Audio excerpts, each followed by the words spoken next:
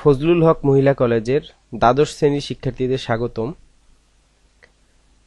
আজকে আমরা পড়ব অধ্যায় 6 ডাটাবেজ ম্যানেজমেন্ট সিস্টেম, লেকচার 1। আজকে তোমাদের প্রথম ক্লাস এই অধ্যায়টি সম্পর্কে। তো প্রথমেই এই অধ্যায়টি আমরা সুন্দর একটি সাজেশন দেখে নেই।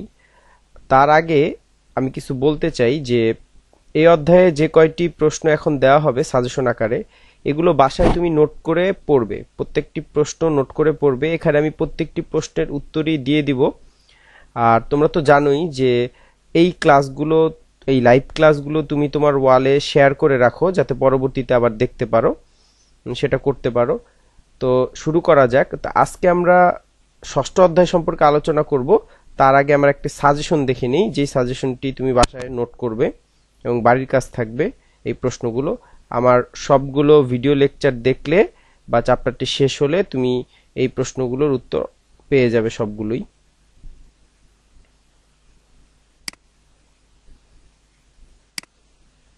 আচ্ছা, এটি হচ্ছে ষষ্ঠ অধ্যায়ের সাজেশন। আজকে আমরা এখান থেকে কয়েকটি প্রশ্ন পড়ার চেষ্টা করব। একদম শর্ট একটি সাজেশন দেওয়া হয়েছে, মানে এই প্রশ্নগুলো হচ্ছে সবচাইতে গুরুত্বপূর্ণ। আমরা সৃজনশীল প্রশ্ন সলভ করব, বিগত বছরের প্রশ্নগুলো সলভ করব। তো দেখা যাবে তুমি যদি এই প্রশ্নগুলো ভালো মতো পড়ো, দেখা যাবে যে কোনো প্রশ্নই সলভ করতে পারবে। তো এই জন্য আসলে এই প্রশ্নগুলো দেওয়া হয়েছে। এটা স্ক্রিনশট দিয়ে নিতে পারো। এখানে যে কয়টি আছে, এখানে লাল কালারের যেগুলো, এগুলো একটু বেশি ইম্পর্টেন্ট, আর কালো কালারের যেগুলো একটু কম ইম্পর্টেন্ট, তবে সবগুলোই পড়তে হবে।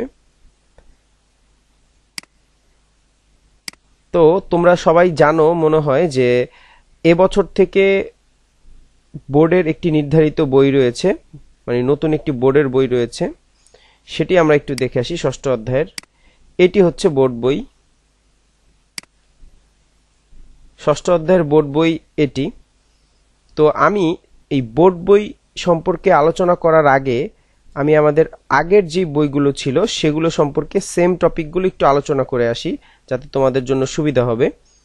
এই সেম টপিকগুলো আগের বই থেকে একটু আলোচনা করি, তারপরে আমরা বোর্ড বইটা পড়বো। তাহলে তুমি বুঝতে পারবে যে আসলে চেঞ্জেস কোথায় বা কোথায় পরিবর্তন হয়েছে।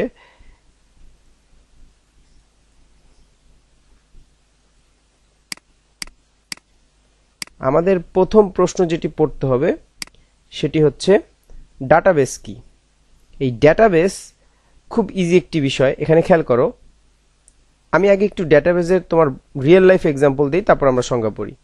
ধরো প্রতিদিন কিন্তু আমাদের নানান ধরনের ডাটাগুলোর সমাবেশ করতে হয়, যাতে পরবর্তীতে আমরা ওগুলো ব্যবহার করতে পারি। ধরো তোমার মোবাইলে যে কন্ট্যাক্ট লিস্ট আছে, সেই কন্ট্যাক্ট লিস্টেও কিন্তু তুমি অনেকের নাম এন্ট্রি করে সেভ করে রাখো, ওটাও কিন্তু তোমার একটা ডাটাবেস। এখন আমরা ডাটাবেজের সংজ্ঞাটা পড়ব। যে ডেটা শব্দের অর্থ হচ্ছে উপাত্ত, আর বেস মানে হচ্ছে সমাবেশ। তুমি বলতে পারো যে উপাত্ত কি? উপাত্ত মানে হচ্ছে তোমার যেই ইনফরমেশনগুলা, মানে অনেকগুলো উপাত্ত নিয়ে একটা তথ্য হয়।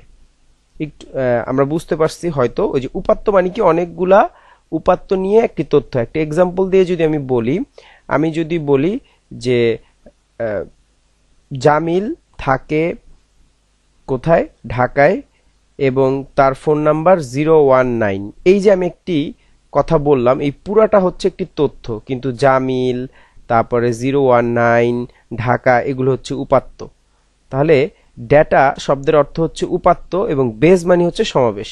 তুমি যখনই তোমার উপাত্তের সমাবেশ ঘটাচ্ছ এবং পরস্পর সম্পর্কযুক্ত এক বা একাধিক সেই উপাত্তগুলাকে, সেই তথ্যগুলাকে পরস্পর সম্পর্কযুক্ত এক বা একাধিক ডেটা টেবিল বা ফাইলের সমষ্টিকে কি বলা হচ্ছে? ডেটাবেস। এটি হচ্ছে ডেটাবেসের সংজ্ঞা।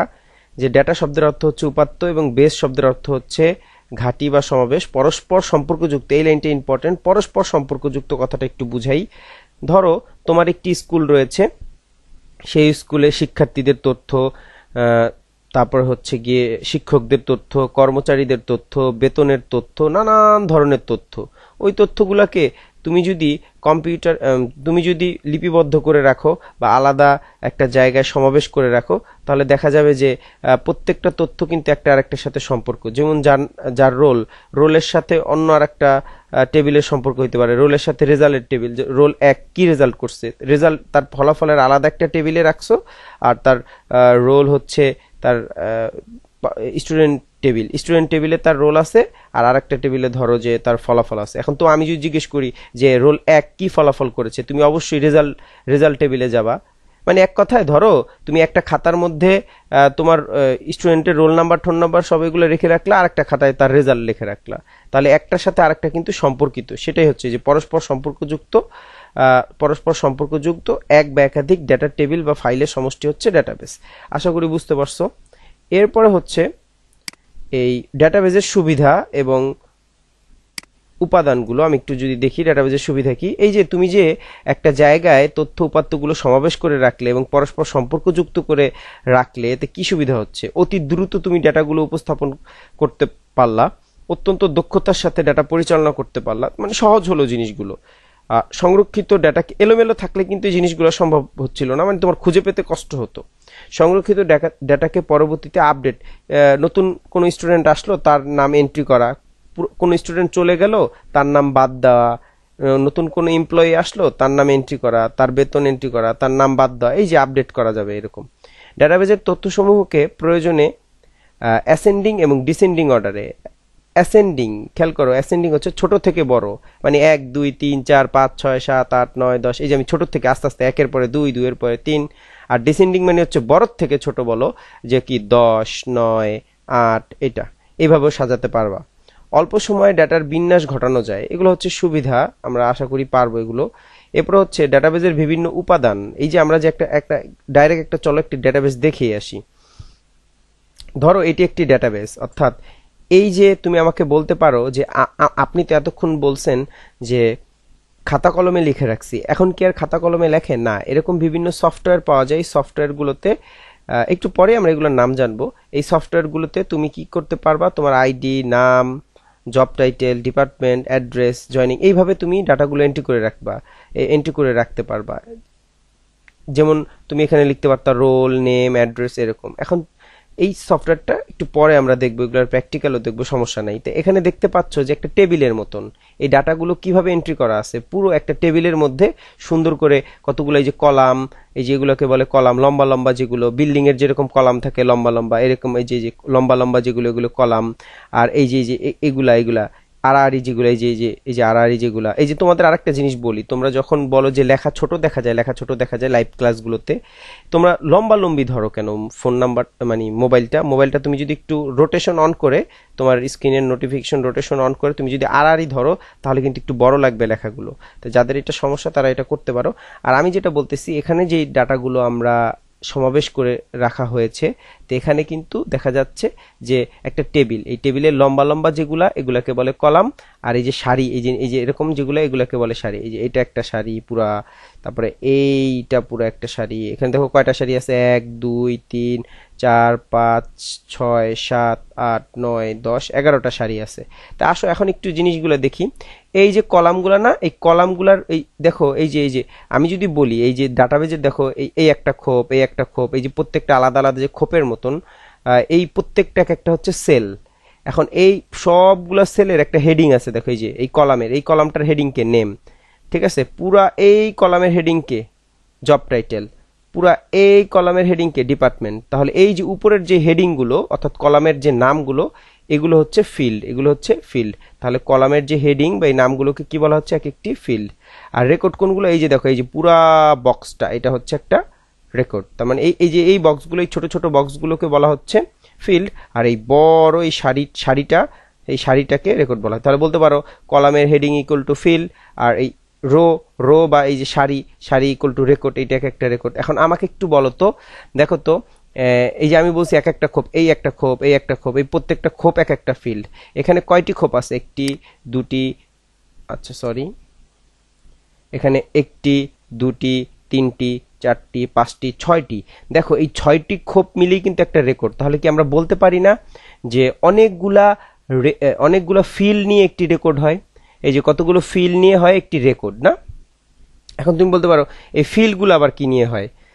দেখো তো এই ফিল্ডটার মধ্যে ADDRESS, তারপরে এই যে নেম, এই যে ADDRSS, এই যে অক্ষরগুলো, এগুলোকে কি বলতে পারো? এগুলোকে বলতে পারো ডেটা। এগুলোকে কি বলতে পারো? ডেটা। অর্থাৎ কতগুলো ডেটা নিয়ে হচ্ছে ফিল্ড, কতগুলো ফিল্ড নিয়ে হচ্ছে রেকর্ড, আর এরকম কতগুলো রেকর্ড নিয়ে, দেখো অনেকগুলো রেকর্ড নিয়ে কি তৈরি হয়েছে? পুরো একটা টেবিল। আর এরকম কতগুলো টেবিল নিয়ে কিন্তু ডাটাবেস, অর্থাৎ ডাটাবেসের হায়ারার্কি আমরা দেখে ফেললাম, মানে বড় থেকে ছোট দেখে ফেললাম। তাই বলো তো, মানে ছোট থেকে বড়টা বলো তো, একদম ডাটাবেসের এই যে ক্ষুদ্র ক্ষুদ্র এই যে অক্ষরগুলো, এই অক্ষরগুলোকে বলা হচ্ছে ডেটা। এই কতগুলো ডেটা নিয়ে তৈরি হচ্ছে ফিল্ড, এই ফিল্ড না, এই খোপগুলো এক একটা ফিল্ড, বা কলামের এই হেডিংগুলো এক একটা ফিল্ড, কতগুলো ফিল্ড নিয়ে তৈরি হচ্ছে রেকর্ড, কতগুলো রেকর্ড নিয়ে তৈরি হচ্ছে এরকম টেবিল। আর এরকম অনেকগুলো 2 বা ততোধিক সম্পর্কযুক্ত টেবিল নিয়ে কিন্তু একটা ডেটাবেস বা তৈরি হবে না, অনেকগুলো টেবিল নিয়ে। এরকম হতে পারে যে একটি টেবিল নিয়ে একটি ডেটাবেস, যেমন এখানে একটি টেবিল নিয়ে একটা ডেটাবেস তৈরি হয়ে গেছে। তো এরকমও হতে পারে। তাহলে আমরা মানে ডেটাবেসের উপাদানগুলো জানলাম। এখন কথা হচ্ছে যে সফটওয়্যারের সাহায্যে কোনো ডেটা সংরক্ষণ করে, একটু আগে আমরা একটি সফটওয়্যার দেখলাম, এটা কিন্তু তুমি বলতে পারো যে এগুলো আপনি কিভাবে করছেন? একটি সফটওয়্যারের মাধ্যমে করছি। সেই সেই এই যে দেখো, যে সফটওয়্যারের সাহায্যে কোনো ডেটা সংরক্ষণ করে প্রয়োজন অনুসারে ওগুলো সাজানো বা কাজে লাগানো যায় তাকে ডেটাবেস সফটওয়্যার বলে না। এরকম অনেকগুলো ডেটাবেস সফটওয়্যার পাওয়া যায়। এখন আমি বলতে পারি ডেটাবেস ম্যানেজমেন্ট সিস্টেম হচ্ছে পরস্পর সম্পর্কযুক্ত তথ্য অ্যাক্সেস, সংরক্ষণ, নিয়ন্ত্রণ এবং পরিচালনা করার জন্য প্রয়োজনীয় প্রোগ্রামের সমষ্টি। ডেটাবেস সংরক্ষণ এবং আধুনিকরণের কাজ কাজ ও করা হয় ডিবিএমএস ব্যবহার করে। আমি যদি একটু বলি যে ডিবিএমএসটা কি, ডিবিএমএস হচ্ছে ডেটাবেস ম্যানেজমেন্ট সিস্টেম। আর একটু সহজভাবে বলি, ধরো এটি একটি ডেটাবেস, এই যে তুমি ডেটাবেস তৈরি করছো। এখন এই ডেটাবেসটা, এই যে তথ্যগুলো, এতগুলা তথ্য উপাত্তর এখানে সমাবেশ, এই তথ্য উপাত্তের সমাবেশগুলা অবশ্যই তোমার একটি সফটওয়্যার দিয়ে নিয়ন্ত্রণ করতে হবে। এখন তুমি বলতে পারো যে খালি কি কম্পিউটারে সফটওয়্যার আছে? না, আজকাল অ্যাপস বা তোমার মোবাইলে এরকম অনেক সফটওয়্যার তুমি পাবা। সেগুলো আমরা সামনে করব কিভাবে ডাটাবেস ম্যানেজ করতে হয়। ঠিক আছে, মোবাইল দিয়েও দেখাবো, কম্পিউটার দিয়েও দেখাবো। অর্থাৎ এক কথায় তুমি সহজভাবে জেনে নাও যে এই যে আমার তথ্য উপাত্তগুলো আছে, সেই তথ্য উপাত্তগুলো যদি আমরা একটি সফটওয়্যার দিয়ে বা একটি প্রোগ্রাম দিয়ে ম্যানেজ করি, তাহলে সেটি হচ্ছে ডাটাবেস ম্যানেজমেন্ট সিস্টেম। একদম সহজ, যে এটি একটি সিস্টেম, বুঝাই যাচ্ছে এটি একটি সফটওয়্যার বা সিস্টেম। এই সিস্টেমটার কাজ কি, এই সফটওয়্যারটার কাজ কি? ওই যে একটু আগে দেখলা ডাটাবেস, ওইটা ম্যানেজ করা। তাহলে আশা করি বুঝতে পারছো। এখন এরকম ডাটাবেস ম্যানেজমেন্ট সিস্টেম কয়েকটা নাম আমরা একটু বলি। ওরাকল, MySQL, এখন নতুন একটা বের হয়েছে MySQL লাইট, এটা খুব আমি দেখাবো, সমস্যা নাই। তারপরে মাইক্রোসফট অ্যাক্সেস, এরকম অনেকগুলো সফটওয়্যার। এই নামগুলো একটু মুখস্থ করতে হবে, এগুলো কিন্তু আমাদের লাগবে, যে এই সফটওয়্যারগুলো আমরা ব্যবহার করি ডাটাবেস ম্যানেজ করতে পারি। তো এগুলোকে বলা হচ্ছে ডাটাবেস ম্যানেজমেন্ট সিস্টেম সফটওয়্যার। আচ্ছা, এখন এই ডিবিএমএস এর প্রাথমিক কাজগুলা কি কি, এই সফটওয়্যার দিয়ে কি করা যায়? তোমরা একটু আগে দেখলা যে এই সফটওয়্যারটা দিয়ে ডেটাবেস তৈরি করা যাচ্ছে, কত সুন্দর করে আমরা তথ্যগুলো একটু আগে দেখলা যে এন্ট্রি করে রেখে দিছি। কোনো ভুল হলে সেটা অনুসন্ধান করা যাবে, প্রয়োজনে ডাটা বা রেকর্ড বাদ দেওয়া যাবে, ডাটা বা রেকর্ড। এই যে একটু যদি দেখি, এই যে এখানে প্রয়োজন অনুযায়ী যে কোনো ডাটা এন্ট্রি করা যাবে। ধরো এই রেকর্ডটা তুমি বাদ দিয়ে দিবে, এ চলে গেছে, ধরো না এ নাই, এই এমপ্লয়িটা বাদ, ওকে চাকরি থেকে নট করে দিচ্ছি, তাহলে এই রেকর্ডটা তুমি বাদ দিতে পারবা। এর জায়গায় নতুন একজন আসছে, তাই নতুন একজনের নাম এন্ট্রি করতে পারবা, এগুলো সাজিয়ে রাখতে পারবা, চাইলে প্রিন্ট করতে পারবা, চার্ট গ্রাফ তৈরি করা যায়, অনেক অনেক কাজ করা যাচ্ছে না, একটার সাথে আরেকটা সম্পর্ক তৈরি করা যাবে, মানে রেকর্ড অন্তর্ভুক্ত করা, বাদ দেওয়া, এরকম অনেক ধরনের কাজ করা যায়। ডাটা আপডেট করা না, প্রিন্ট নেওয়া, সাজানো না, ছোট থেকে বড় সাজানো যাবে, বড় থেকে ছোট সাজানো যাবে।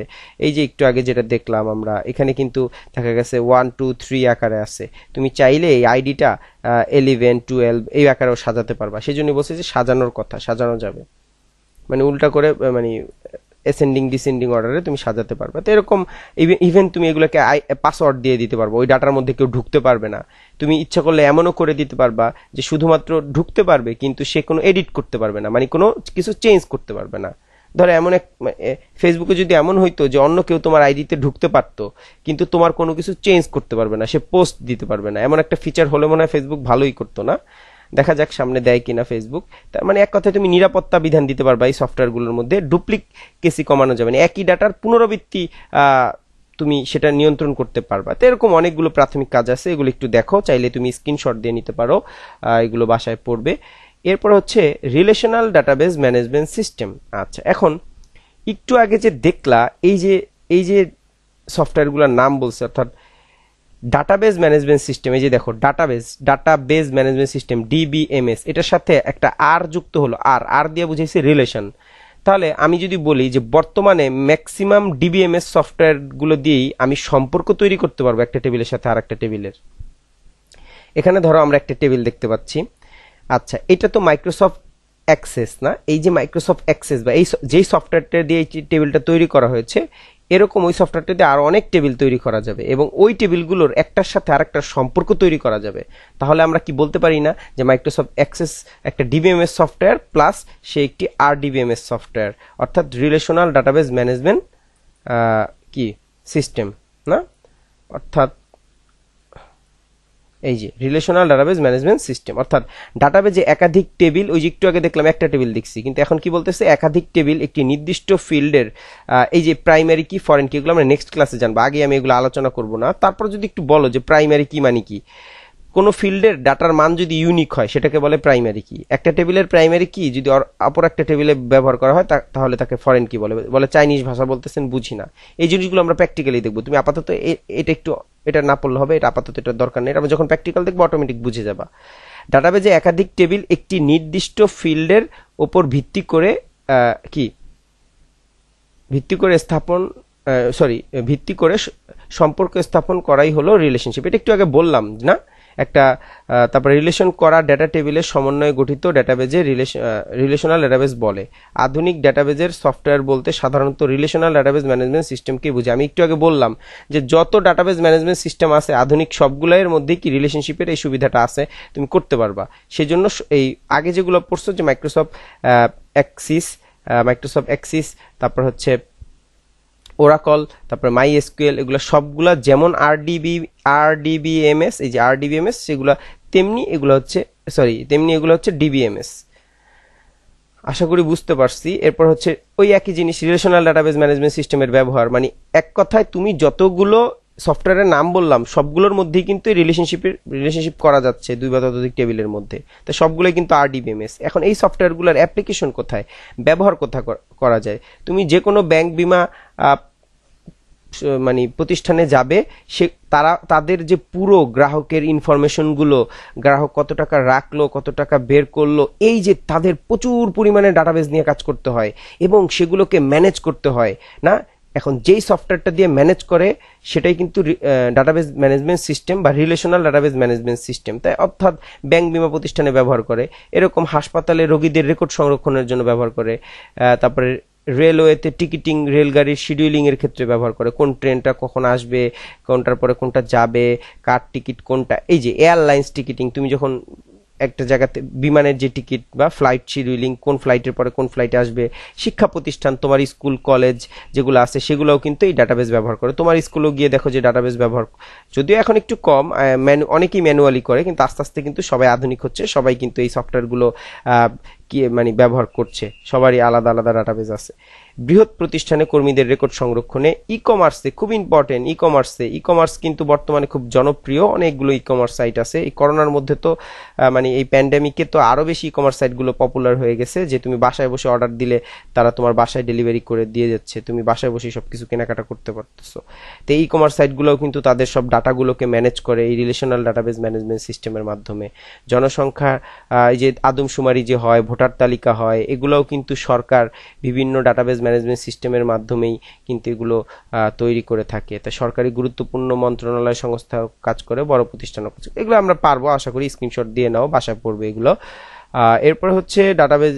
আচ্ছা আমরা আজকে মানে এরপর যতটুকু পড়লাম অতটুকু একটু বইয়ে কিভাবে আছে, তোমাদের যে বোর্ডের বই, তোমরা মনে হয় অনেকেই জানো না যে আসলে বোর্ডের একটি বই এবছর থেকে সরকার চালু করেছে বা মুদ্রণ করেছে, পরীক্ষামূলক সংস্করণ যেটা, সেটা আমরা একটু দেখি, সেটার মধ্যে মানে কি কি ইনফরমেশন আছে। আমরা যদি একটু বোর্ডের বইটার দিকে তাকাই, আমি একটু তোমাদের সহজ করার জন্য মেইন লাইনগুলো একটু লাল কালি দিয়ে দাগিয়ে দেওয়া হয়েছে। তুমি তোমার কাছে যদি বোর্ড বই থাকে সমস্যা নাই, বোর্ড বই না থাকলেও হবে, তোমাদের যে আগের বইটা ওটা পড়লেও হবে, কোনো সমস্যা নেই। তারপর আমি বোর্ড বইটা দেখানোর চেষ্টা করলাম, কারণ ফার্স্ট ইয়ারের শিক্ষার্থী যারা প্রথম বর্ষের শিক্ষার্থী আছে তাদের তো বোর্ড বই ফলো করতে হবে সেটার জন্য। তো এখন তুমি চাইলেও বোর্ড বই ফলো করতে পারো, আর আমি তো লাইনগুলো সুন্দর করে দাগিয়ে দিছি যাতে তোমার মেইন লাইনগুলো হয়। এখন দেখো এখানে অনেক কথা বলছে যে শিক্ষা প্রতিষ্ঠান, ব্যবসা প্রতিষ্ঠান, অফিস, আদালত, এগুলো আমরা একটু দ্রুত বলবো কারণ এতক্ষণ যা বুঝানোর বুঝিয়ে ফেলছি, ওই সেম জিনিসগুলাই এখন আবার একটু বোর্ডের বই থেকে একটু বুঝাচ্ছি, এই জন্য একটু আমি দ্রুত পড়বো, একটু আমার সাথে কোঅপারেট করো। শিক্ষা প্রতিষ্ঠান, ব্যবসা প্রতিষ্ঠান, অফিস, আদালত। আর তোমার কোনো প্রশ্ন থাকলে কমেন্ট করতে পারো, সেগুলো আমি অ্যান্সার দিয়ে দিব পরবর্তীতে। শিক্ষা প্রতিষ্ঠান, ব্যবসা প্রতিষ্ঠান, অফিস, আদালত, এমনকি আমাদের নিজেদের ঘর গৃহস্থালির কাজেও আমাদের নানা রকমের তথ্য নিয়ে কাজ করতে হয়। স্কুল কলেজ কথা চিন্তা করা যাক, শিক্ষার্থীর ভর্তি রুটিন, শিক্ষার্থীদের উপস্থিতি, পরীক্ষার রুটিন তৈরি, পরীক্ষার ফলাফল প্রকাশ, সংরক্ষণ, শিক্ষার্থীদের বেতন হিসাব রাখা ইত্যাদি নানা কাজেই অনেক তথ্য তৈরি এবং সংরক্ষণের প্রয়োজন হয়। যুগ যুগ ধরে মানুষ খাতা কলমের মাধ্যমে এসব হিসাব নিকাশ করে আসছে, কিন্তু কম্পিউটার আবির্ভাবের, এগুলো তো বুঝাই যায় যে আগে খাতা কলমে করতো, এখন কম্পিউটার আবিষ্কার হয়েছে, কম্পিউটারের মাধ্যমে করে না। এই কম্পিউটারের মাধ্যমে তুমি তথ্যগুলো সংরক্ষণ করতে পারো, প্রক্রিয়াকরণ করতে পারো এবং মানুষের চেয়ে অনেক দ্রুত গতিতে এই জিনিসগুলো করা যায়, কারণ মানুষ ম্যানুয়ালি আস্তে আস্তে লিখতে অনেক টাইম লাগে, কিন্তু কম্পিউটারে এগুলো সেভ করলে কিন্তু খুব দ্রুত করা যায় এবং এই জিনিসগুলো মানুষ ব্রেন দিয়ে কিন্তু করতে একটু সময় বেশি লাগে, কিন্তু কম্পিউটার কিন্তু দ্রুত করা যায়, সেই জিনিসটা এখানে বলছে। যে এখানে আসো এরপরে দেখি আমরা যে সহজভাবে বলি, এই যে এতক্ষণ যে দেখলাম যে তথ্য সংরক্ষণ করা না, এখন এই যে তথ্য সংরক্ষণ করার কাজটিকে কি বলা হচ্ছে? ডেটাবেস। মানে এই যে তথ্যগুলো, এত তথ্য, সেই তথ্যগুলোকে আমরা যেখানে সংরক্ষণ করি বা ঘাটি, এই যে তথ্য বা উপাত্তের যে সমাবেশ না, অর্থাৎ তথ্য সংরক্ষণ করার কাজটি করে কি? ডাটাবেস। আর এই যে ডাটাবেসকে ঠিকমতো পরিচালনা করার জন্য যে সফটওয়্যার, ওই একই কথা বলতেছে, আমরা আগেও এগুলো পড়ছি, যে সফটওয়্যার তাকে বলা হচ্ছে ডাটাবেস ম্যানেজমেন্ট সিস্টেম। একটু আগেই আমরা এটা পড়েছি। এরপরে দেখো এখানে একটু নতুন ইনফরমেশন দেখছি যেটা আগের বইগুলোতে ছিল না, একটু দেখি, এটা একটু নর্মাল একটা ধারণা দিয়েছি, একটু পড়ি আমরা। যে কম্পিউটারের মেমোরি ও ফাইল, আমি যদি একটু বলি যে তুমি যখন এই যে তোমার মোবাইলটায় তুমি ধরো, তোমার মোবাইল তো তোমার হাতে আছে এখন, যেহেতু ভিডিও দেখছো, এই যে মোবাইল, এই মোবাইলের মধ্যে তুমি তোমার নোটে মানে ধরো তুমি গেমস খেলতেছো একটা, হঠাৎ করে মোবাইলটা রিস্টার্ট হলো, গেমসটা যেখান থেকে খেলেছো ঠিক ওখান থেকেই কি ওপেন হবে? না। ইভেন তুমি যে কোনো একটি কাজ করতেছো মোবাইলে, হঠাৎ করে বন্ধ হয়ে গেলে রিস্টার্ট নিয়ে আবার পুনরায় চালু হলে ওখান থেকে কি ওপেন হবে? না। কেন জানো? তুমি যখন রিয়েল টাইম যেই জিনিসগুলো করো সেগুলো তোমার র্যামে সেভ হয়, অর্থাৎ র্যান্ডম এক্সেস মেমোরি, অর্থাৎ অস্থায়ীভাবে র্যামে সেভ থাকে। এই জন্য অনেকে কিন্তু ওই যে ব্যাকগ্রাউন্ড ক্লিন করো না, কিছুক্ষণ পর পর মনে হয় যে মানে তোমরা মনে করো যে মনে হয় মানে ফাস্ট হবে কম্পিউটার, মানে মোবাইলটা অনেক ফাস্ট হয়ে যাবে, ব্যাকগ্রাউন্ডে অনেক অ্যাপস থাকে, ওগুলো ক্লিন করে ফেলো তোমরা। তো ওই যে ওই ব্যাকগ্রাউন্ড অ্যাপসগুলো কিন্তু অস্থায়ীভাবে রান হয়ে থাকে কোথায়? র্যামে। সেটাই এখানে বলবে। একটু দেখি এখানে কি বলছে, যে কম্পিউটারের প্রোগ্রাম যখন কোনো ডেটা নিয়ে কাজ করে, সেই ডেটা অস্থায়ী মেমোরিতে লোড করে তারপর কাজ করে। এই যে তোমার মোবাইলে যখন তুমি কাজ করতেছো, ও আগে ওই সফটওয়্যারটা আগে র্যামে নিয়ে, মানে র্যামে ব্যাকগ্রাউন্ডে রাখবে, তারপর কাজ করবে। এই অস্থায়ী মেমোরিকে বলা হয় র্যাম। কম্পিউটার বন্ধ হয়ে গেলে র্যাম থেকে ডেটা মুছে যায়, এগুলো বুঝিয়েছি একটু আগে। আবার প্রোগ্রাম বন্ধ করে দিলেও প্রোগ্রাম র্যামের ডেটার নিয়ন্ত্রণ হারিয়ে ফেলে। এই যে এখন যদি আমার পিসিটা বন্ধ হয়ে যায়, আমার ল্যাপটপটা বন্ধ হয়ে যায়, তাহলে আমি কিন্তু এই যে যেখানে আছে এখানে থাকবো না, কারণ এই সব জিনিসগুলো আপাতত কোথায় সেভ হয়ে আছে? র্যামে। কিন্তু এটা যদি আমরা ওই সেভ হার্ড ডিস্কের কোনো একটা জায়গায় নিয়ে রাখি, তখন এটা স্থায়ীভাবে সেভ হয়ে যাবে না। তাই তথ্য সংরক্ষণ করা দরকার। যেমন আমি যদি একটু উদাহরণ দিয়ে বলি, ধরো একটি ওই যে তোমাদের বিভিন্ন মোবাইলের ওই ছবি তোলার অ্যাপস আছে, কিছু কিছু অ্যাপস দেখবা ছবি তুলছো, ছবি তোলার পরে মানে ছবি তুলছো, ছবিটা দেখা যাচ্ছে, ঠিক ওই সময় বন্ধ হয়ে গেল, দেখা গেছে ওই ছবিটা আর পাচ্ছ না তুমি, কারণ ওই ছবিটা তুমি সেভ দিতে গ্যালারিতে বা ওই সেভ দিতে ভুলে গেছো, মানে সেভ দেওয়া হয়নি। ঠিক আছে? তো ওরকম কিন্তু বিষয়টা, তুমি যদি গ্যালারিতে সেভ দিয়ে রাখো, মানে তোমার যে স্থায়ী মেমোরি বা রোম যেটাকে বলে, ওটার মধ্যে সেভ হয়ে যাবে। আর কম্পিউটারে থাকে হার্ড ডিস্ক। আচ্ছা, এটা সংরক্ষণ থাকবে এবং ওটা ডিলিট হবে না, বাদ হবে না। আচ্ছা, হার্ড ডিস্কের যেসব ডেটা আমরা ব্যবহার করি সেগুলো ফাইল নামক একটি ব্যবস্থার মাধ্যমে আমরা অ্যাক্সেস করি। যেমন একটি টেক্সট ফাইলে আমরা বিভিন্ন তথ্য লিখে সেভ করে রাখতে পারি না, তুমিও রাখতে পারো, তারপরে চাইলে কম্পিউটার বন্ধ করে দিলেও কিন্তু ওই তথ্যগুলো থাকে।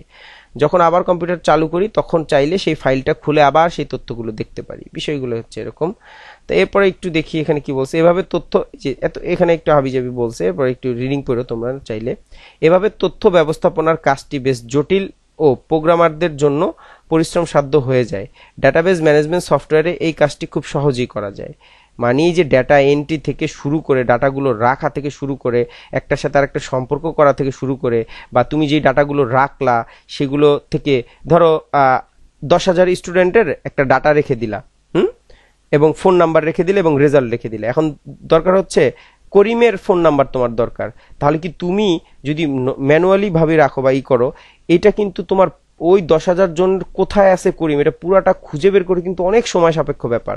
তো এই জন্য কিন্তু আমাদের ডাটাবেজ ম্যানেজমেন্ট সিস্টেমের দরকার হয় না। প্রোগ্রামারদের জন্য পরিশ্রম এই যে ডাটাবেজ ম্যানেজমেন্ট সিস্টেম কি করে, এটাকে আরো সহজ করে দেয়। তো যাই হোক, এরপর হচ্ছে ডাটাবেজ।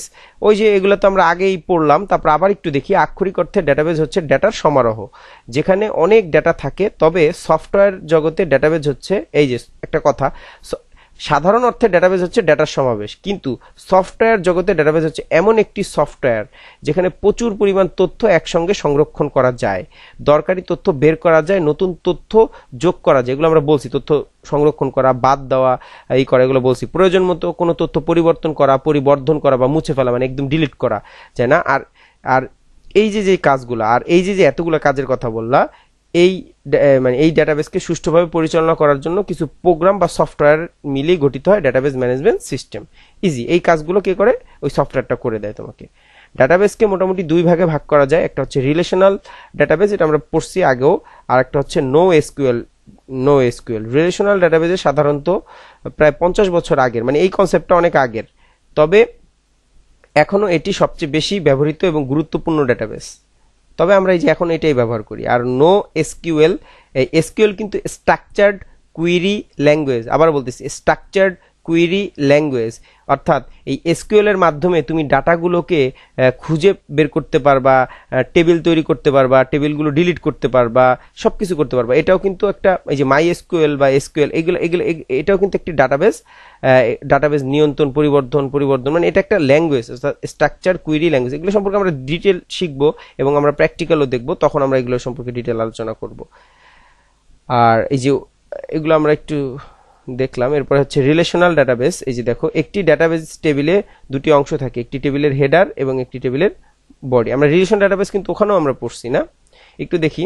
যে সি প্রোগ্রামিং ভাষায় এমন কিছু ডাটা টাইপ রয়েছে। আচ্ছা, যদি একটু বলি, যে এই জিনিসগুলো একটু বলি। দেখো তো, এটা একটা টেবিল দেখা যাচ্ছে, এই টেবিলের এই যে এইগুলাকে যেন কি বলে, ফিল্ড বলে। এই যে কালো কালো, এই যে এগুলাকে বলে ফিল্ড, আমরা জানি। আর এই যে মিজানুর রহমান, মোশাররফ হোসেন, এগুলো প্রত্যেকটা পুরা এই যে লাইনগুলাকে বলে রেকর্ড, না? তো কতগুলো ফিল্ড নিয়ে তৈরি হয় এক একটি রেকর্ড, এগুলো আমরা জানি। এখন আমি যদি তোমাকে বলি যে শিক্ষার্থীদের নাম, এই যে নামটা, এই নামের আন্ডারে আমরা কি রাখছি, এগুলো কি সংখ্যা না অক্ষর? তোমরা সবাই বলবে শিক্ষার্থীদের নামের আন্ডারে যে খোপগুলো রাখা হয়েছে, এই যে সেলগুলো রাখা হয়েছে, এগুলোর মধ্যে কি আমরা অক্ষর লিখেছি না সংখ্যা? অবশ্যই তুমি বলবা টেক্সট বা অক্ষর। এই জন্য এই ফিল্ডের, অর্থাৎ এই নাম ফিল্ডের, শিক্ষার্থীদের নেম, স্টুডেন্ট নেম ফিল্ডের এই ফিল্ডটা, এই খোপটার এই যে ডেটার টাইপ, মানে যে ডাটাগুলো রেখেছি সেগুলোর ডাটার টাইপ হচ্ছে টেক্সট। তাহলে আশা করি ডাটার টাইপ বুঝতে পেরেছো। এই যে রোল নম্বর, এই ফিল্টার আন্ডারে যে ডাটাগুলো আমরা রেখেছি সেগুলো কিন্তু টেক্সট না, মানে অক্ষর না, সেগুলো হচ্ছে নাম্বার বা সংখ্যা। এই জন্য এটার ডাটা টাইপ হচ্ছে নাম্বার বা ইন্টিজারকেও, মানে বুঝছো, পূর্ণ সংখ্যা বা ডেসিমেল নাম্বার বলতে পারো, 0 থেকে 9 পর্যন্ত এরকম। ঠিক আছে, এই যে ফিল্ডটা, এটাও কিন্তু নাম্বার, এই ফিল্ডটাও কিন্তু টেক্সট, এই ফিল্ডটা কিন্তু কি টেক্সট, এটা কিন্তু নাম্বার না। তো এগুলো হচ্ছে ডাটা টাইপ, অর্থাৎ ডাটাবেস ম্যানেজমেন্ট সিস্টেমে এই যে ফিল্ডগুলো, এই ফিল্ডগুলো প্রত্যেকটার আলাদা আলাদা ডাটা টাইপ আমরা দেখলাম। এখন ধরো এখানে রোল নম্বরের বদলে লেখা আছে স্যালারি বা বেতন। আচ্ছা, বেতন জিনিসটা কি? বেতন জিনিসটা হচ্ছে কারেন্সি, মানে টাকা পয়সা। আচ্ছা, ধরো এখানে কারো কি লেখা আছে যে ম্যারিটাল স্ট্যাটাস, এটা হচ্ছে ইয়েস নো টাইপের ডাটা। ধরো হয় ম্যারিড না হলে ম্যারিড না, এই যে ম্যারিড হলে টিক দিব, ম্যারিড না হলে টিক দিব, এরকম বিষয়গুলো। তো এরকম অনেক ডাটা টাইপ আছে, আমরা সামনে এই ডাটা টাইপগুলো নিয়ে আলোচনা করব। এখানে তোমাদের এই বইটার মধ্যে এগুলো একটু বলছে।